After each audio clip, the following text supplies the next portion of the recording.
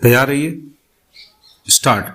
माननीय सभापति महोदय, उन्होंने साफ कह दिया कि अगर सामूहिक खेती होती है तो इसमें भी मुझे कोई आपत्ति नहीं है।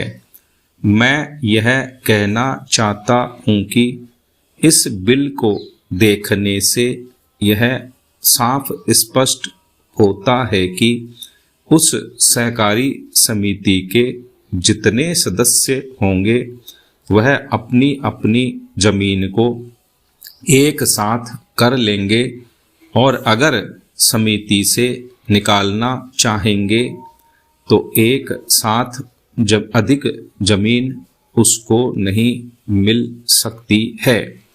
इस बिल के संबंध में इस सदन के सरकारी दल वाले लोगों ने और विरोधी दल के लोगों ने बहुत सी बातें कही हैं।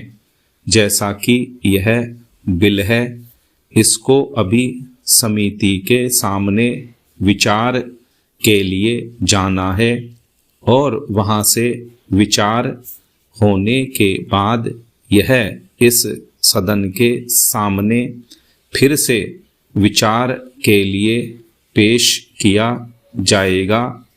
तब माननीय सदस्यों को पूरी तरह से यह अधिकार होगा कि जहां तक इसमें दी गई बातों का संबंध है उसमें परिवर्तन ला सकते हैं या उसको हटा सकते हैं।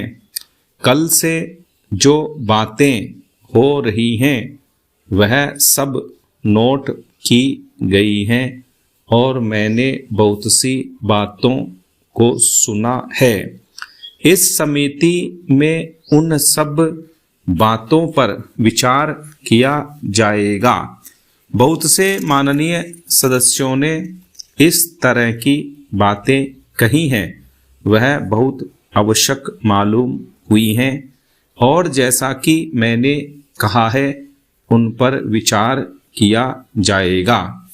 पैरा, जहाँ तक सहकारिता का संबंध है, चाहे सरकारी दल वाले माननीय सदस्य हों, चाहे विरोधी दल वाले माननीय सदस्य हों, सबकी यह मांग है कि जब हम जनता के राज में विश्वास करते हैं और अपने यहाँ जनता का राज स्थापित कर लिया है और जबकि देश में गरीबी है और उसका गलत लाभ भी उठाया जाता है, तब सहकारिता की बहुत आवश्यकता है।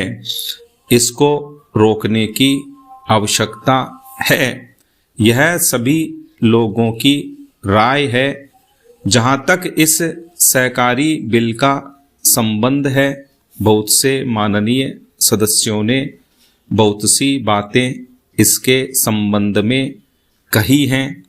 मैं सब बातों का विवरण में तो उत्तर नहीं दे सकता हूँ, लेकिन मैं थोड़े में विशेष बातों का उत्तर देने का प्रयत्न करूँगा।